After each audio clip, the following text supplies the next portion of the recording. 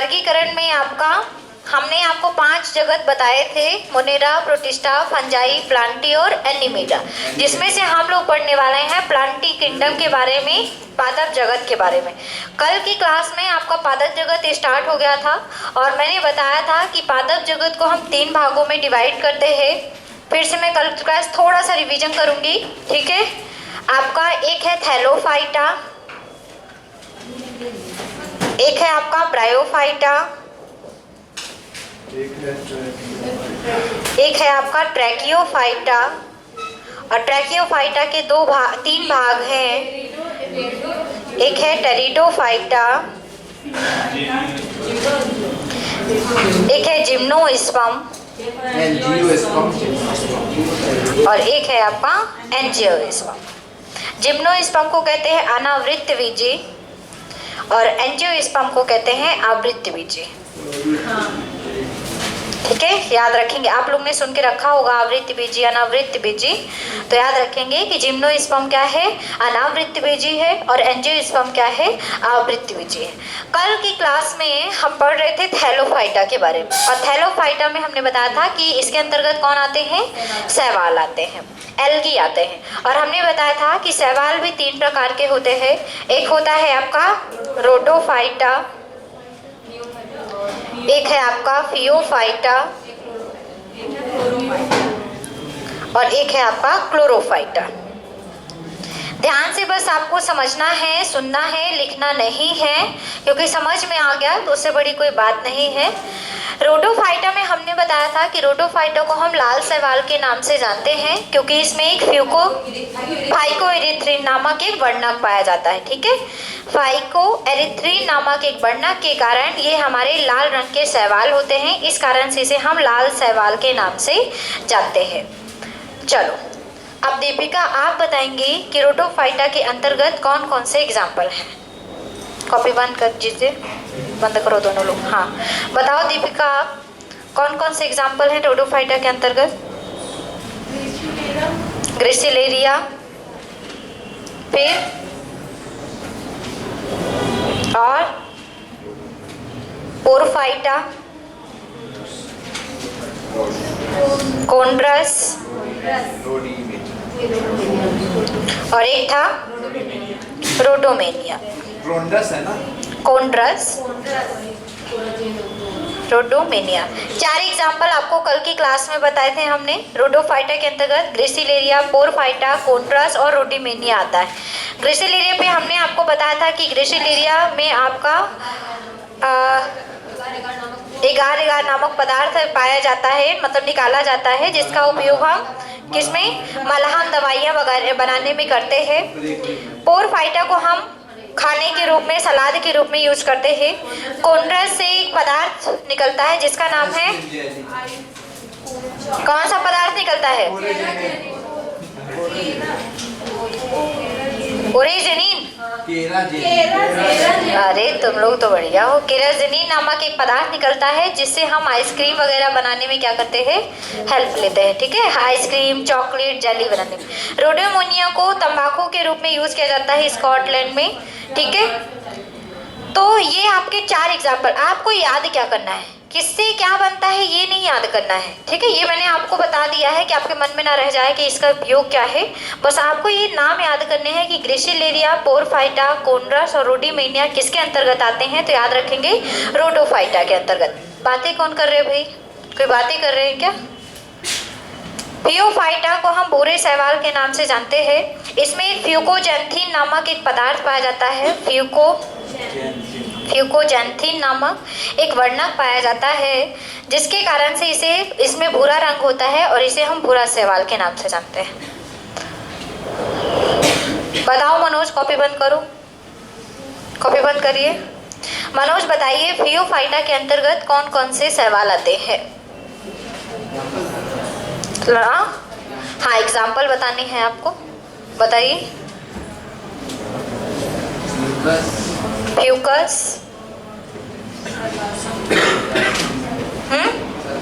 Sargassum और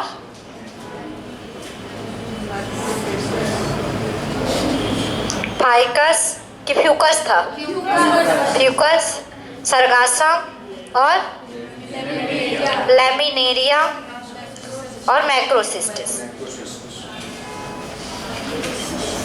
मैक्रोसिस्टस, ये आपको चारों नाम याद रखने थे कि आपका फ्यूकस, सर्गासम, लैमिनेरिया और मैक्रोसिस्टस ये किस प्रकार के शैवाल हैं, सभी फियोफाइटा के अंतर्गत आने वाले हैं। फ्यूकस के बारे में हमने बताया था कि फ्यूकस का उपयोग आयोडीन वगैरह इसे मिलता है, खाने के रूप में हम करते हैं, खाद्य के रूप में। और सर्गासम से जापान में ऊन का निर्माण किया जाता है। लैमिनेरिया को हम सलाद के रूप में खाते हैं, हाँ। और मैक्रोसिस्टस हमारा क्या था, सबसे बड़ा शैवाल। कल की क्लास में हम लोगों ने इतना पढ़ लिया था, ये कल की क्लास का था जो कि मैंने नॉर्मली आपको समझा दिया है। आज की क्लास में हम लोग को पढ़ना है क्लोरोफाइटा के बारे में। चलिए, अब केवल समझना है आपको, आवाज नहीं कीजिएगा क्योंकि आवाज करेंगे तो नुकसान आप लोगों का ही है, ये जान लीजिएगा। क्लोरोफाइटा को हम हरा शैवाल के नाम से जानते हैं क्योंकि क्लोरोफाइटा में आपका क्लोरोफिल नामक एक वर्णक पाया जाता है जिसके कारण से हरे रंग के होते हैं, इसलिए इसे हम हरा शैवाल कहते हैं। ये पता है आप सभी को कि शैवाल क्या होते हैं, स्वपोषित होते हैं, अपना भोजन स्वयं बनाते हैं, ठीक है। क्लोरोफाइटा में कुछ एग्जाम्पल हैं, जैसे आपका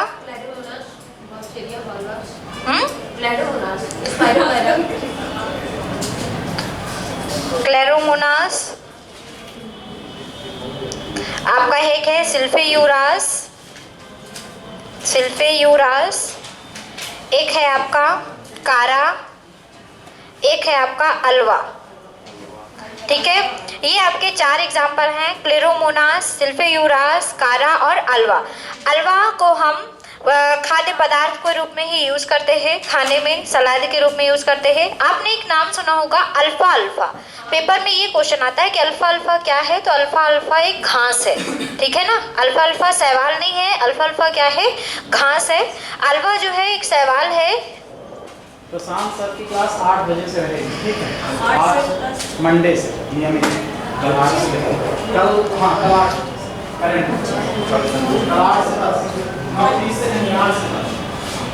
हो गया। चलो अब समझो, अल्वा को हम सलाद के रूप में खाते हैं। कारा का उपयोग जब हमारा मलेरिया होता है, हमें उसकी बीमारी को ठीक करने में भी हम उपयोग करते हैं। आपने एक और नाम सुना होगा, कौन सा वृक्ष की छाल यूज की जाती है, सिनकोना। सिनकोना एक वृक्ष है जो कि मलेरिया के उपचार में यूज किया जाता है। लेकिन आपको याद रखना है कि किस शैवाल का उपयोग हम मलेरिया के उपचार में करते हैं, तो किसका, कारा। सिल्फेयूरास आपका ये भी एक शैवाल है जिसको हम खाद्य पदार्थ के रूप में यूज करते हैं। एक है आपका chlorella, very very very important शैवाल। इसी को हमने बताया था कि क्लोरेला जो है इसे हम अंतरिक्ष शैवाल कहते हैं। कौन सा शैवाल, अंतरिक्ष शैवाल। इसे जो अंतरिक्ष यात्री होते हैं वो अपने साथ लेकर जाते हैं, और जहाँ पे ये रहते हैं, मतलब आप रहते किस में है, मिसाइल के अंदर रहेंगे, कैबिन रहता है, उस कैबिन में इसको लेके जाते हैं और वहीं इसको उगाकर खाते हैं, क्योंकि इसको ज़्यादा ना पानी की आवश्यकता है ना ही ऑक्सीजन की आवश्यकता है। इसमें खुद ऑलरेडी इसमें ऑक्सीजन, और आपको याद रखना है कि इसमें प्रोटीन की मात्रा काफ़ी मात्रा में पाई जाती है, और इसी को खाकर अंतरिक्ष यात्री अपने शरीर को प्रोटीन देते हैं और ऑक्सीजन भी क्या करते हैं, ग्रहण करते हैं। इस कारण से इसे हम अंतरिक्ष शैवाल के नाम से भी जानते हैं। पेपर में कई बार आ चुका है, आपके अभी जेल प्रहरी में ही आया था कि क्लोरेला बताइए क्या है, तो याद रखें क्लोरेला क्या है, अंतरिक्ष शैवाल है। क्यों कहते हैं, क्योंकि जो अंतरिक्ष यात्री होते हैं अपने कैबिन में उगाकर इसे खाते हैं और खाकर उसे प्रोटीन और ऑक्सीजन की मात्रा क्या करते हैं, प्राप्त करते हैं। तो 4 नाम आपको क्लोरोफाइटा में याद करना है, क्लोरेला, सिल्फेयूरास, कारा और अल्वा। कारा का उपयोग क्या है, मलेरिया के उपचार में। अल्वा और सिल्फेयूरास को हम सलाद या घास के रूप में खाते हैं। हो गया, हो गया। अब कुछ बात करते हैं शैवाल की, कुछ प्रमुख बातें करते हैं। पेपर में पूछा जाता है सबसे बड़ा शैवाल, तो ये आप जान चुके हैं, कौन सा है, मैक्रोसिस्टस। मैक्रोसिस्टस। फिर है आपका सबसे छोटा शैवाल, तो है ये आपका एसिटाबुलिरिया, ठीक है, याद रखेंगे। सबसे छोटा शैवाल एसिटाबुलिरिया। रुक जाओ बताते हैं। एसिटाबुलेरिया। पेपर में एक क्वेश्चन पूछा जाता है कि ऐसा कौन सा शैवाल है जिसमें सबसे छोटा गुणसूत्र पाया जाता है। तो याद रखेंगे कि सबसे छोटा गुणसूत्र वाला शैवाल है ट्रिलियम शैवाल। कौन सा शैवाल? ट्रिलियम। ट्रिलियम, ये पॉइंट आपको याद रखना है क्योंकि पेपर में पूछा जाता है। अब कुछ ऐसे भी सवाल होते हैं, देखिए एक आपको क्वेश्चन ये भी आ सकता है, आप जानते हैं लाल सागर कहा जाता है, लाल सागर जानते हैं ना। लाल सागर का जो पानी है आपको लाल लाल दिखाई देता है, लेकिन वास्तव में पानी लाल नहीं होता, वो इसलिए लाल दिखाई देता है क्योंकि उनकी जो सतह होती है, सरफेस होती है, वहाँ पे आपके लाल रंग के शैवाल प्रेजेंट होते हैं। ठीक है, रोडोफाइटा के आपके कुछ शैवाल उपस्थित होते हैं जिसके कारण से वो पूरा का पूरा सागर हमें किस रंग का दिखाई देता है? लाल, है ना। इस कारण से उसे हम क्या कहते हैं? लाल सागर। आपने कभी मोबाइल में ये देखा होगा कि कुछ आपके हिम जो है, हिम शिखर जो है आपके, वो आपको पीले रंग के भी दिखाई देते हैं, आपको लाल रंग के भी दिखाई देते हैं, कुछ कुछ हरे रंग के भी दिखाई देते हैं। कभी देखा है फोटो में? फिल्मों में देख लो, है ना। हिमालय की कुछ ऐसी पहाड़ियां हैं जो आपको रंगीन दिखाई देती हैं, लाल दिखाई देती हैं, हरी दिखाई देती हैं, पीली दिखाई देती हैं। तो वो क्यों दिखाई देती हैं ऐसी, आपको याद रखना है, इसलिए क्योंकि वहां भी क्या होती है? शैवाल छोटी छोटी उगी हुई होती है, जो कि दूर से हमें शैवाल दिखाई नहीं देती, तो लगता है कि पहाड़ क्या है? रंगीन है। वो पहाड़ रंगीन इसलिए है क्योंकि वहाँ पे क्या होते हैं? कलरफुल शैवाल होते हैं। तो याद रखेंगे कि आपको कि कलरफुल शैवाल भी उसमें आपके क्या पाए जाते हैं? जो हिम शिखर कलरफुल दिखते हैं वो शैवाल के कारण ही दिखते हैं। उस शैवाल के नाम मैं आपको लिखा दूंगी। अभी थोड़ा सा पढ़ते हैं। शैवाल का अध्ययन क्या कहलाता है? तो याद रखेंगे शैवालों का अध्ययन ऐसा विज्ञान जिसमें हम एल्गी के बारे में स्टडी करते हैं वो कहलाता है फाइकोलॉजी। फाइकोलॉजी। दूसरा पॉइंट याद रखना है कि शैवाल विज्ञान के जनक किसको कहते हैं? तो याद रखेंगे शैवाल विज्ञान के जनक है F.A. फ्रिस। शैवाल विज्ञान के जनक।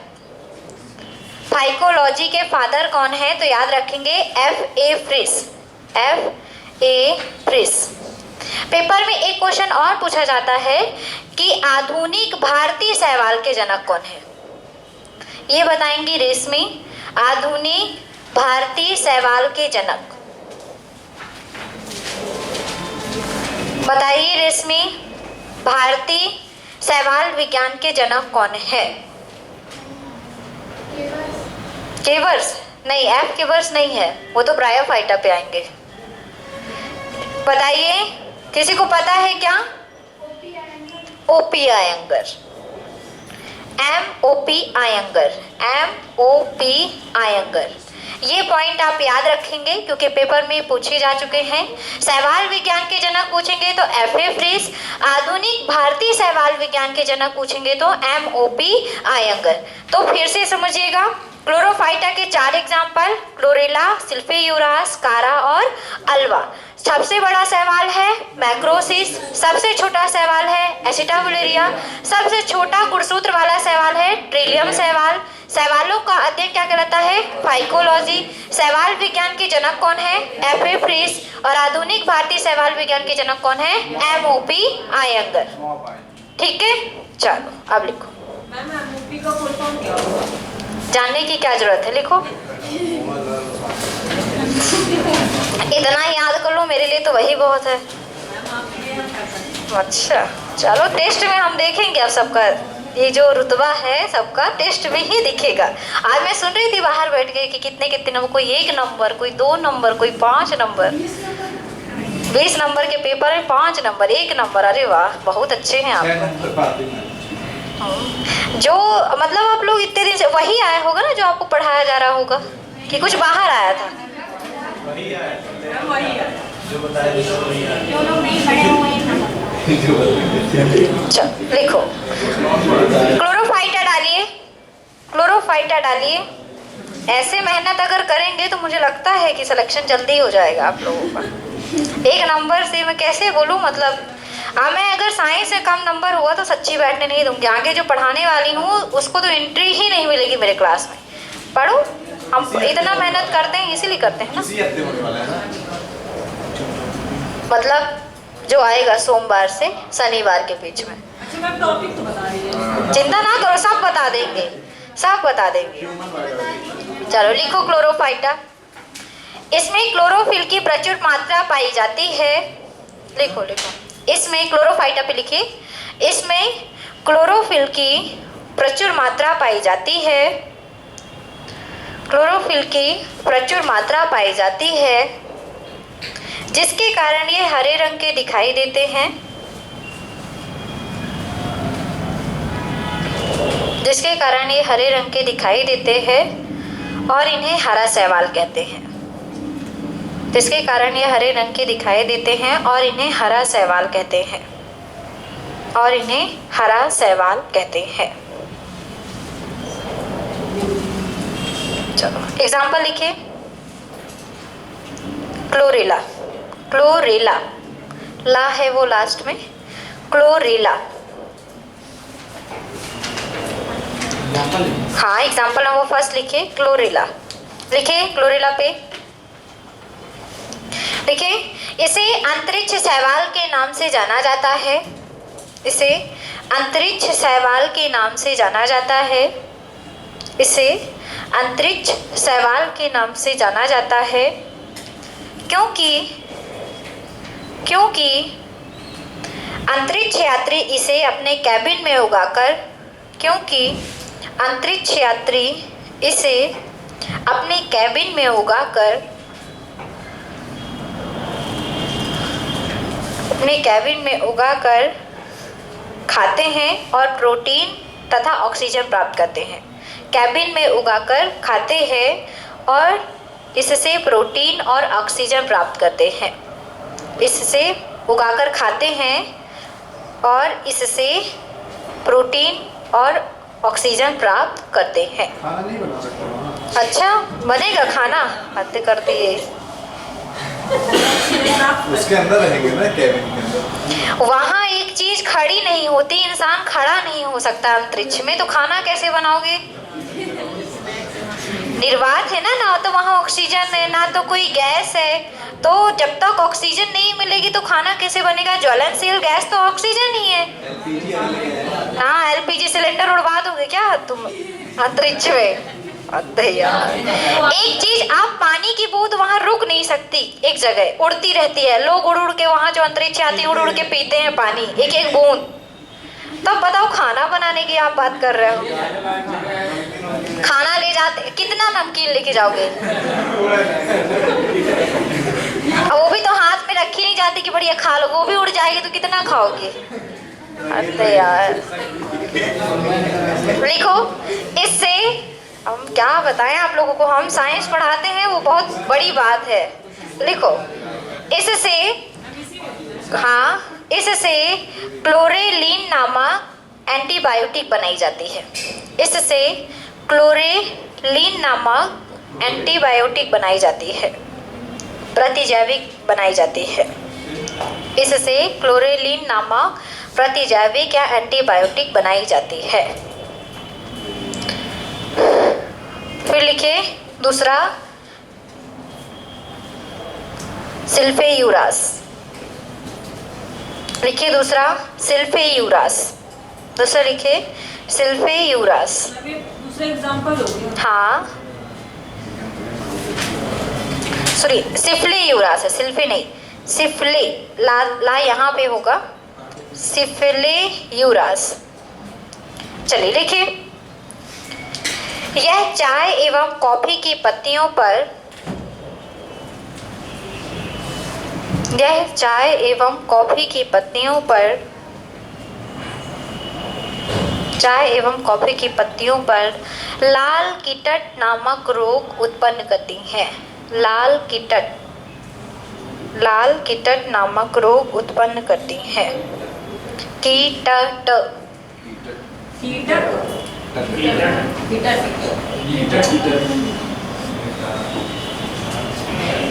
अब इसको इंग्लिश में क्या बोलेंगे? क्या बोलेंगे? लाल कीटक। लिखो पहले, लाल कीटक नामक रोग उत्पन्न करते हैं। जैसे गन्ने में लाल सड़न होता है, वैसे एक ये रोग होता है लाल कीटक, जिसके कारण से पत्तियां खराब हो जाती हैं। चलिए लिखिए अब अगला, कारा। लाल कीटक कौन सा होगा? मैं बताऊंगी आगे, रुक जाओ, अभी प्लांटी तो शुरू हुआ है, रुक जाओ अभी। कारा लिखे, कारा, कारा लिख लिया, लिखो। यह मलेरिया के उपचार में सहायता करता है, यह मलेरिया के उपचार में सहायता करता है, मलेरिया के उपचार में सहायता करता है। लास्ट लिखिए अलवा, अगला लिखिए अलवा।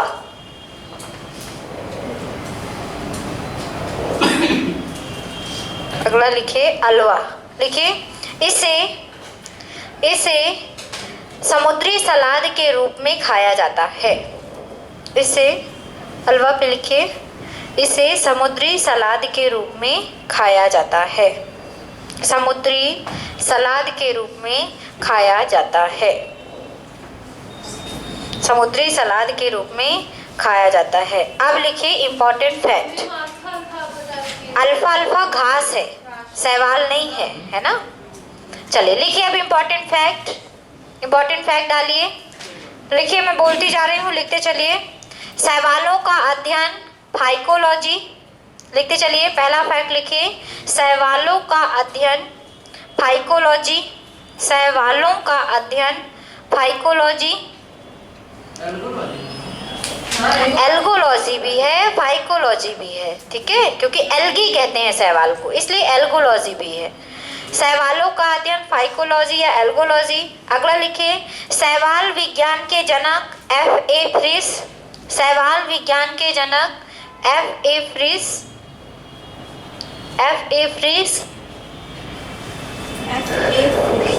आधुनिक भारतीय शैवाल विज्ञान के जनक, आधुनिक भारतीय शैवाल विज्ञान के जनक M.O.P. Iyengar, M.O.P. Iyengar, M.O.P. Iyengar. भारतीय शैवाल विज्ञान के जनक कौन है? M.O.P. आयंगर। आगे लिखिए, सबसे छोटा शैवाल, सबसे छोटा शैवाल एसिटाबुलेरिया, सामने लिखा हुआ है, सबसे छोटा शैवाल एसिटाबुलेरिया। सबसे बड़ा शैवाल मैक्रोसिस्टस, सबसे बड़ा शैवाल मैक्रोसिस्टस। अगला लिखिए, सबसे छोटा गुणसूत्र वाला शैवाल ट्रिलियम, ट्रिलियम शैवाल, ट्रिलियम शैवाल। सबसे छोटा गुणसूत्र वाला शैवाल ट्रिलियम शैवाल।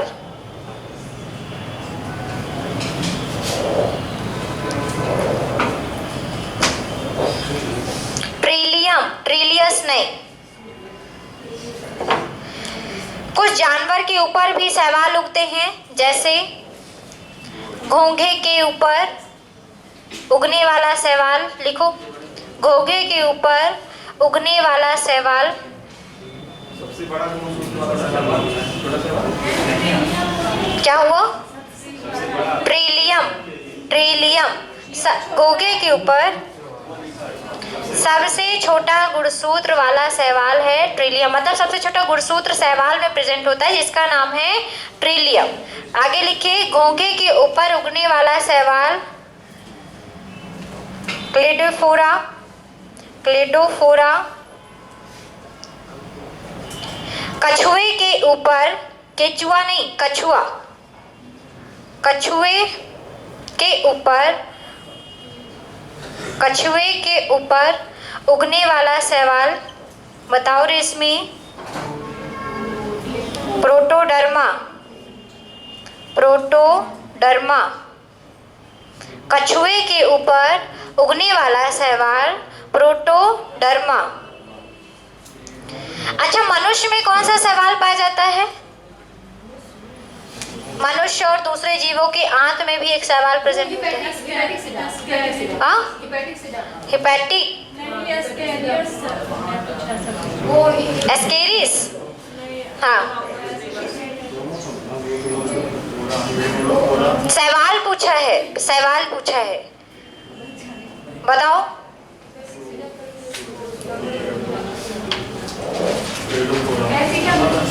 हाँ हाँ हाँ हाँ हाँ, ऑस्ट्रेलिया, हाँ, ऑसिटोलेरिया लिखो।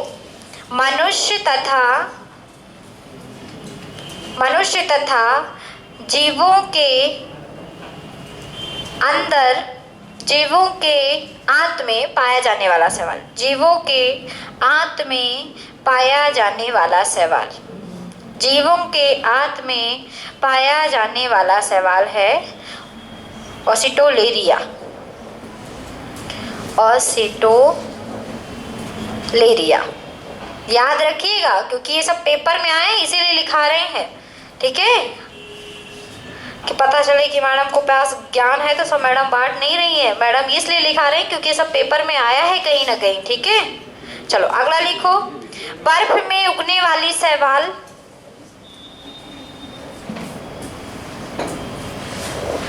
बर्फ में उगने वाली शैवाल क्रिप्टोफाइटस है, क्रिप्टोफाइटस। बर्फ में उगने वाली शैवाल क्रिप्टोफाइटस, नाम तो याद करना ही पड़ेगा, क्रिप्टोफाइटस। अच्छा, पत्थर में भी शैवाल उगती हैं, पत्थर में उगने वाली शैवाल लिथोफाइटस, पत्थर में उगने वाली शैवाल का नाम है लिथोफाइटस, लिख लीजिए।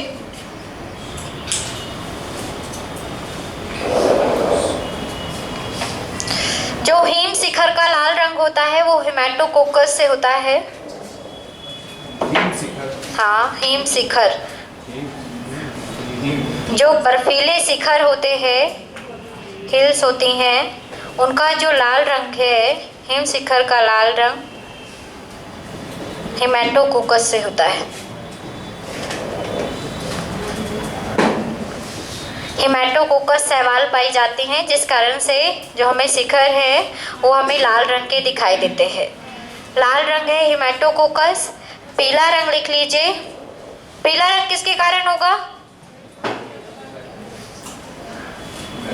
बताओ भाई, पीला रंग किसके कारण होगा?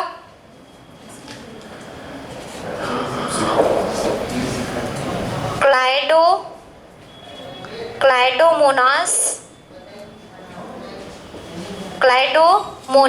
लाल रंग है हेमेटोकोकस, पीला रंग है क्लाइडोमोनास, और एक हरा रंग है रेफिनोडिया। चलिए लिख लीजिए सब कोई, लिखिए। घोंघे के ऊपर उगने वाला शैवाल है क्लेडोफोरा। कछुए के पीठ पर उगने वाला शैवाल है प्रोटोडर्मा। मनुष्य तथा जीवों के आंत में पाया जाने वाला शैवाल है ऑसिटोलेरिया। बर्फ के ऊपर उगने वाला शैवाल है क्रिप्टोफाइटस। पत्थर के ऊपर उगने वाला शैवाल है लिथोफाइटस। हिम शिखर का जो लाल रंग दिखाई देता है वास्तव में वो लाल किसके कारण होते हैं? शैवाल के कारण। तो लाल रंग किसके कारण? हेमेटोकोकस। पीला रंग क्लाइडोमोनास, हरा रंग रेफिनोडिया। याद हो जाएगा? चलो अब डालो ब्रायोफाइटा। अब डालिए ब्रायोफाइटा।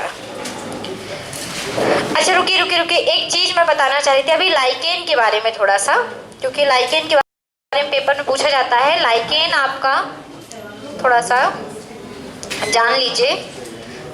बातें नहीं कीजिए, बातें क्यों करने लगते हैं भाई? चलो आप थोड़ा सा लाइकेन के बारे में बात करते हैं। सुनना है आपको, फिर इसके बाद मैं बोल दूंगी तो आप लोग लिख लीजिएगा। लाइकेन आपका एक प्रकार का शैवाल और कवक से मिलकर बनने वाला थैलोफाइटा की एक वनस्पति है। याद रखेंगे थैलोफाइटा के अंतर्गत ही आता है। पेपर में पूछा जाता है कि लाइकेन बताइए किस वर्ग के अंतर्गत आता है, तो याद रखेंगे किस वर्ग के अंतर्गत? थैलोफाइटा, क्योंकि हम लोग अभी थैलोफाइटा पढ़ रहे थे, है ना। तो ये थैलोफाइटा के अंतर्गत आने वाली एक शैवाल है जो कि कवक और शैवाल से मिलकर बनती है।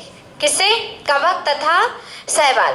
मतलब जो लाइकेन है वो इन दोनों सहजीवियों का है। मतलब ये जो लाइकेन है ये सहजीवी कहलाता है, क्योंकि मैंने आपको कल की क्लास में बताया था कि ऐसे जीव या फिर ऐसे पौधे या फिर कोई ऐसे मतलब जंतु जो आपस में एक दूसरे को हेल्प करके एक साथ रहते हैं वो क्या कहलाते हैं? सहजीवी कहलाते हैं। ठीक है, मतलब इसका मतलब ये है कि जो लाइकेन है आपको याद रखना है कि कवक और शैवाल से मिलकर बना है।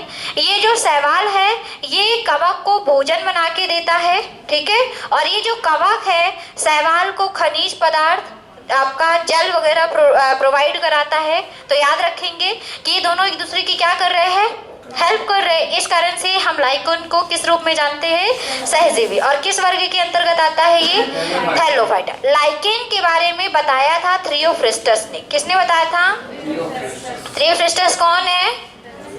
वनस्पति विज्ञान के जनक है। तो याद रखेंगे लाइकेन के बारे में किसने बताया?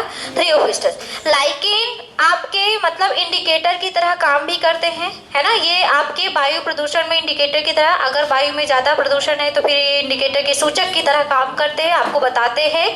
दूसरा, इसका उपयोग हम लिटमस पेपर के बनाने में भी करते हैं।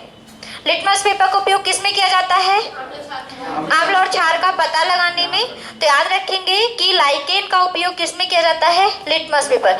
किस लाइकेन का उपयोग किया जाता है बताइए? रोसेला। कौन सा लाइकेन? रोसेला लाइकेन का उपयोग किसमें किया जाता है? लिटमस पेपर को बनाने में किया जाता है। तो लाइकेन क्या है? लाइकेन हमारे थैलोफाइटा की एक वनस्पति है जो कि कवक और शैवाल से मिलकर बनी होती है। ये आपके सहजीवी के रूप में काम करते हैं। शैवाल कवक को भोजन बनाकर देते हैं और कवक क्या करते हैं? शैवाल को पानी, खनिज, लवण प्रोवाइड करते हैं। लाइकेन के बारे में याद रखना है कि थ्रियोफ्रिस्टस ने बताया था लाइकेन इंडिकेटर की तरह काम करते हैं तथा इसका उपयोग हम लिटमस पेपर बनाने में करते हैं। और किस लाइकेन का उपयोग करते हैं? रोसेला का करते हैं। आ गया समझ में? चलो अब इतना थोड़ा सा लिख लो शैवाल के बारे में, वो लाइकेन के बारे में भी। चलिए लिखिए, लाइकेन डाल के लिखिए। लाइकेन थैलोफाइटा की एक वनस्पति है। जो आपके पेपर में आएगा हम आपको वो सारी चीजें बताएंगे। बस आपको एक काम करना है, सब कुछ याद करना है। आए समझ में? आपके पास केवल एक काम है, आप ज्यादा खोजने की, ज्यादा किताब पढ़ने की कोशिश नहीं करना कि मैडम ने ये छोड़ दिया होगा, मैडम ने वो छोड़ दिया होगा। मुझसे जो आता है मैं आपको वो सब कुछ बताती हूँ। मुझसे और भी बहुत कुछ आता है, लेकिन मैं आपको वही चीज बताऊंगी जो आपके पेपर के लिए जरूरी होगा। समझ रहे हैं ना? क्योंकि एक्स्ट्रा पढ़ने से कोई मतलब भी नहीं है जो आपके पेपर में ना आए। लेकिन आप इतना विश्वास रखना कि आप जो भी पढ़ रहे हैं वो सही पढ़ रहे हैं और जो आपके पेपर में आएगा केवल हम वही पढ़ाएंगे। ज़्यादा जानने की कोशिश भी मत करना, क्योंकि आप पेपर दे रहे हैं कांस्टेबल का, ठीक है ना। और मेरा ऐसा भी है, जो मैं यहाँ पे पढ़ा रही हूँ कांस्टेबल में आता भी नहीं है, ये भी बात है। लेकिन ये है कि आपको जानना है, क्या पता कभी आ जाए, इसलिए आपको पूरी चीज़, इतना अंदर का पढ़ने की जरूरत है भी नहीं आपको, ठीक है। ये एसआई और एसएससी लेवल की मैं पढ़ाई आपको करा रही हूँ। मेरा पढ़ाया हुआ रेलवे में आता है, एसएससी में आता है, सीडीएस तक में आता है। मैं आपको बता दूं, आप लो लेवल की पढ़ाई नहीं कर रहे हो। कांस्टेबल के पेपर में भी आता है, लेकिन कुछ चीजें हैं जो आती हैं। जैसे अभी जेल प्रहरी के पेपर में मैं बता रही हूँ, मैं एनालिसिस रोज करती थी, तो जेल प्रहरी के पेपर में आवृत्ति बीजी, अनावृत्ति बीजी पूछा गया था। जो आपके पादप हार्मोन है वहां से भी क्वेश्चन आए थे, ठीक है। लेकिन ये पढ़ाना इसलिए जरूरी है क्योंकि एक क्वेश्चन आपके थैलोफाइटा वर्ग से बना था, इसलिए मैंने सोचा कि आपको ये भी पढ़ा दे, क्या पता पेपर में आ जाए। क्योंकि पेपर हम तो नहीं बना रहे हैं, अगर हम बना रहे हो तो सब बता देते ना, ये चीज है। तो इसलिए आपको पढ़ना जरूरी है। आगे समझ में ना? बस इतना काम करिएगा कि आप लोग याद करिएगा उस चीज को।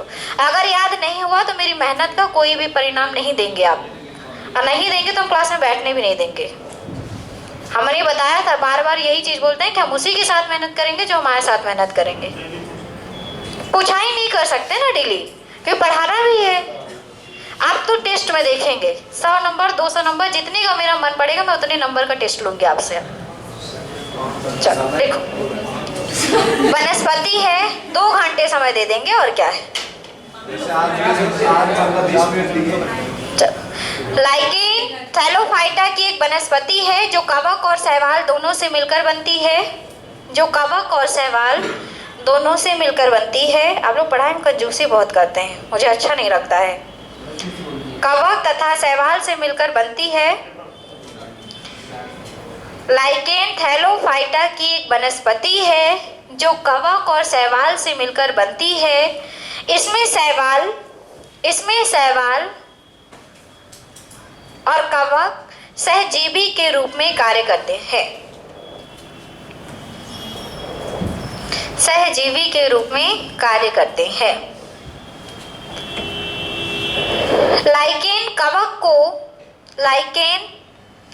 शैवाल कवक को इतना लिख लिया, सहजीवी के रूप में कार्य करते हैं। शैवाल कवक को भोजन प्रदान करते हैं। शैवाल कवक को भोजन प्रदान करते हैं तथा कवक शैवाल को खनिज, लवण एवं पानी प्रदान करते हैं। कवक शैवाल को खनिज, लवण एवं जल प्रदान करते हैं।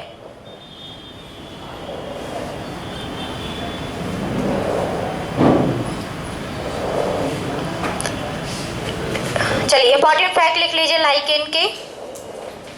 इंपॉर्टेंट फैक्ट लिखिए लाइकेन के। लाइकेन शब्द का सर्वप्रथम प्रयोग लिखिए। लाइकेन के बारे में इंपॉर्टेंट फैक्ट, पहला नंबर, लाइकेन शब्द का सर्वप्रथम प्रयोग थियोफ्रेस्टस ने किया था। लाइकेन शब्द का सर्वप्रथम प्रयोग थियोफ्रेस्टस ने किया था। थियोफ्रेस्टस ने किया था। अगला लिखिए,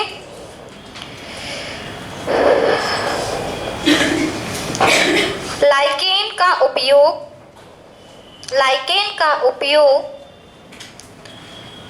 सूचक के रूप में, इंडिकेटर, सूचक के रूप में, लाइकेन का उपयोग सूचक के रूप में, सूचक, इंडिकेटर तथा लिटमस पेपर बनाने में किया जाता है। लाइकेन का उपयोग सूचक के रूप में, इंडिकेटर बोलते हैं सूचक को, तथा लिटमस पेपर बनाने में किया जाता है।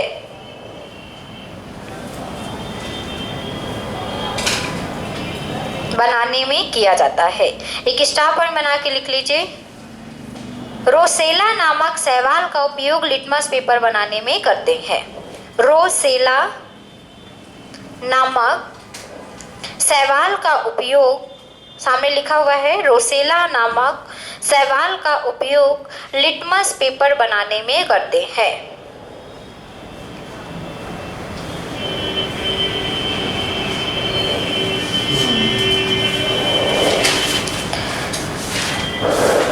एक और स्टार पॉइंट बना के लिख लीजिए। लाइकेन का अध्ययन क्या कहलाता है? लाइकेन का अध्ययन लाइकेनोलॉजी। लाइकेन का अध्ययन लाइकेनोलॉजी कहलाता है।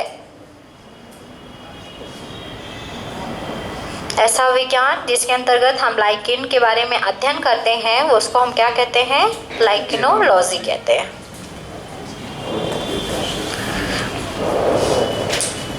हो गया। अब डालिए ब्रायोफाइटा। ब्रायोफाइटा भी आज ही खत्म कर देंगे, जिससे कल की क्लास में हम लोग, मतलब सोमवार की क्लास में फिर हम लोग ट्रैकियोफाइटा बस पढ़ें।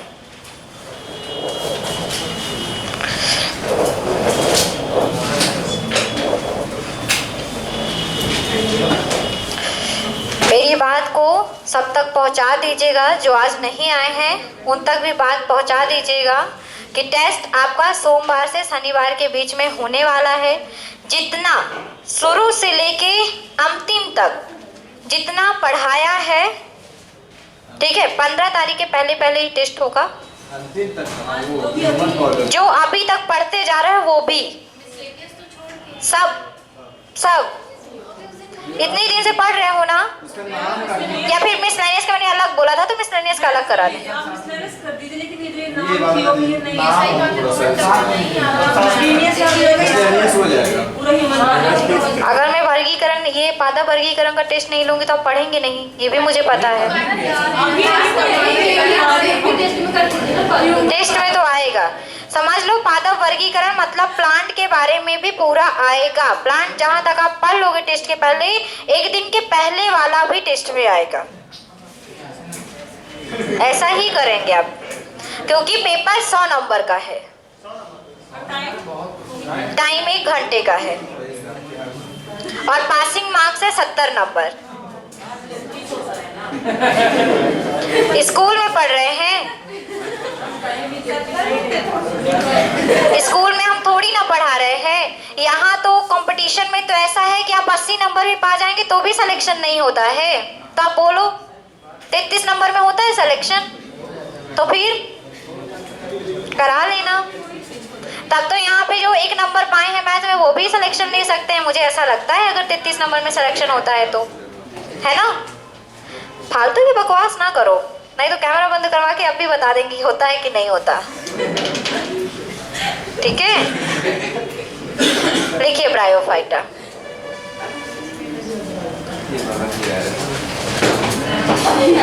जो एक्चुअल में है वो मैं बताती हूँ। आप लोग मजाक करते हैं, मैं मजाक नहीं करती हूँ।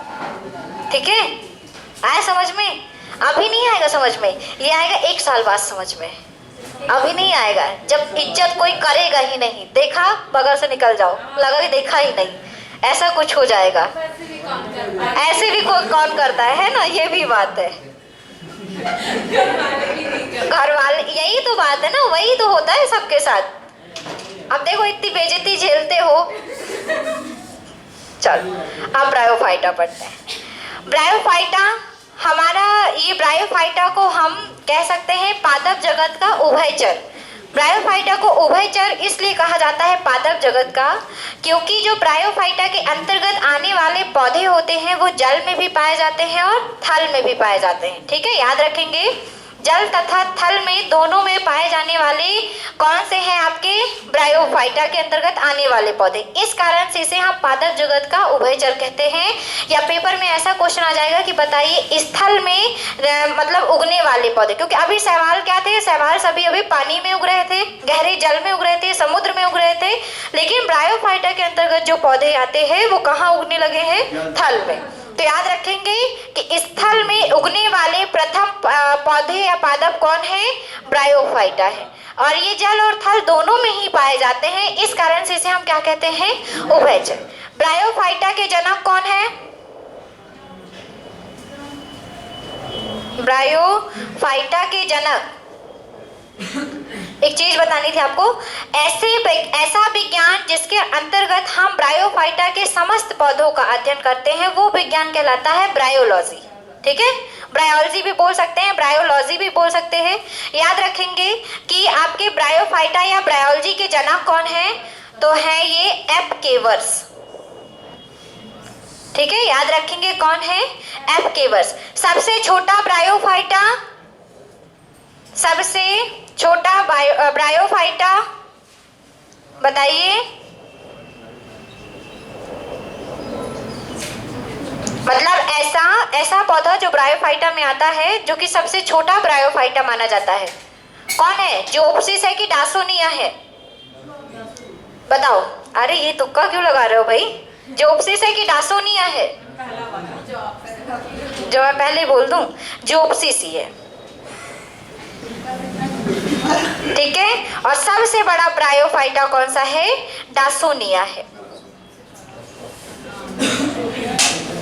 अच्छा, मैं एक क्वेश्चन आपसे कर रही हूँ जो कि आपके जेल प्रहरी का क्वेश्चन था, जो कि मेरे प्लांट पढ़ाने का एकमात्र यही उद्देश्य था कि जब मैंने देखा कि एमपी के पेपर में भी आपका बायोलॉजी में इस पार्ट से आ रहा है, ये क्वेश्चन आया था कि बताइए आपके जंगल का पिता किसे कहते हैं, किस पौधे को जंगल का पिता कहते हैं।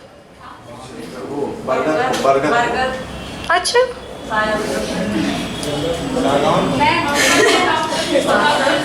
ऑप्शन चाहिए, रुक जाओ, जो आप देंगे ना सब मैं ऑप्शन पे रखूंगी। ठीक है, रुक जाओ 2 मिनट बस 2 मिनट दो मुझे, मैं ऑप्शन ढूंढ लूँ पहले फिर बताती हूँ। रुक जाओ अभी।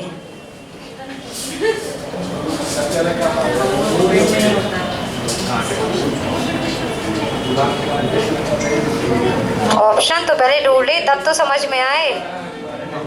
चलो अब शांत रहना, ठीक है।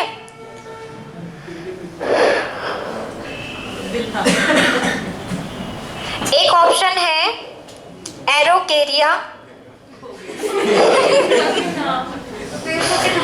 एक ऑप्शन है, रुक जाओ मैं वही बोल रही थी, रुक जाओ जो ऑप्शन है वही बताऊंगी। एक ऑप्शन है जमिया, पिग्मिया, रुक जाओ अभी, रुक जाओ बस रुको अभी, ऑप्शन आ जाने दो सबका। सेक्यूइया, जाइगेंटिया, हाँ बस यही है। अभी एक और रुक जाओ।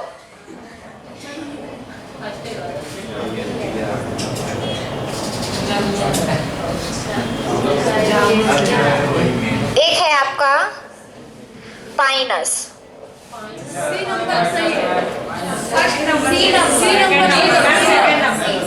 आपको ये भी बताना पड़ेगा कि क्यों सही है।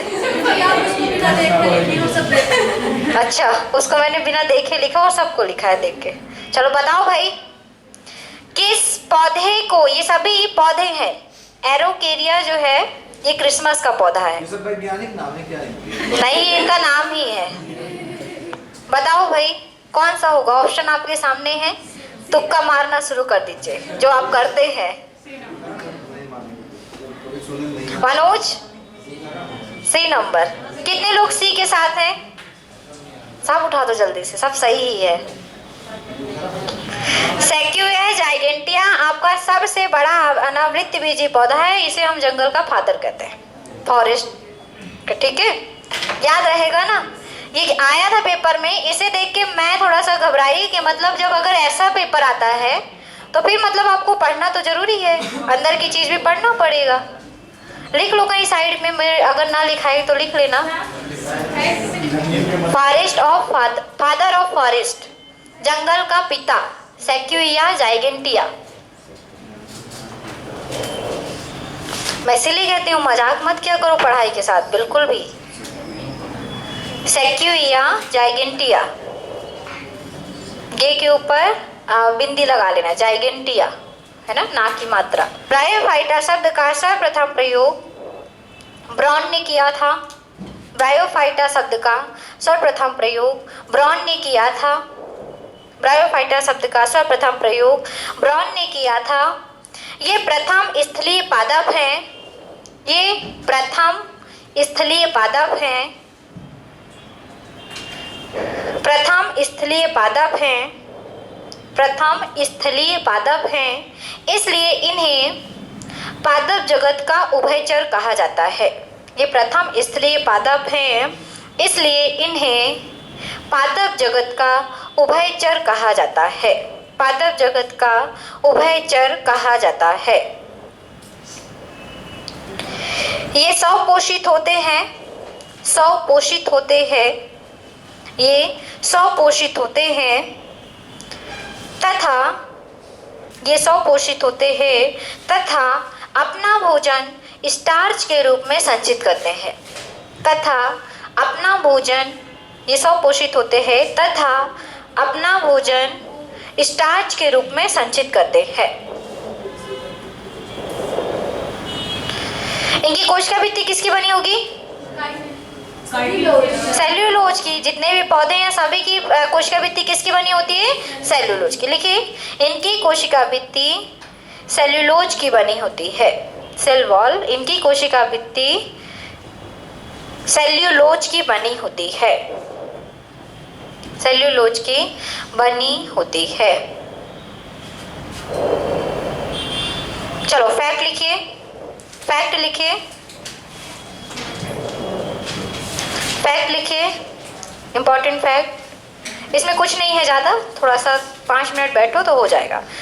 लिखिए, ब्रायोफाइटा का अध्ययन, ब्रायोफाइटा का अध्ययन ब्रायोलॉजी कहलाता है।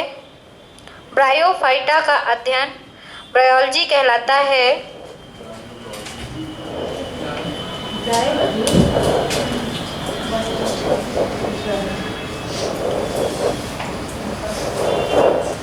आप लोग लॉजी पढ़ते हैं, लेकिन लॉजी सही प्रोनाउंसिएशन नहीं है, आपको ऑलजी पढ़ा जाता है, ब्रायोलॉजी है ना।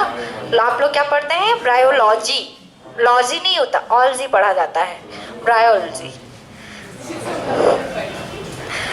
चलो लिखो, ब्रायोलॉजी के जनक, लिखे ब्रायोलॉजी के जनक, ब्रायोलॉजी के जनक एपकेवर्स, एपकेवर्स।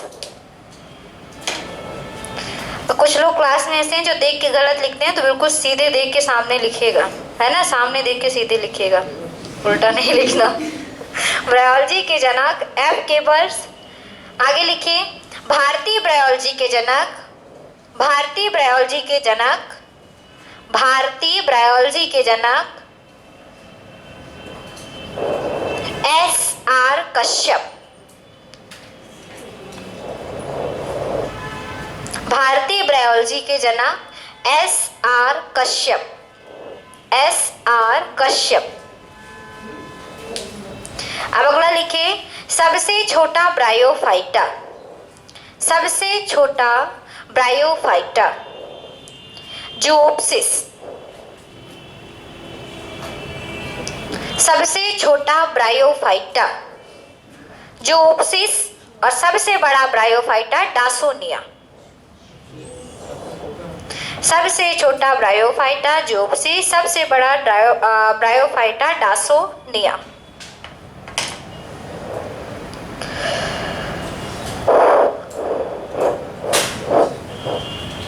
हो गया? सबसे बड़ा है डासोनिया और सबसे छोटा है ज़ूओप्सिस। कल है संडे, बंद कर, आज के लिए इतना काफी।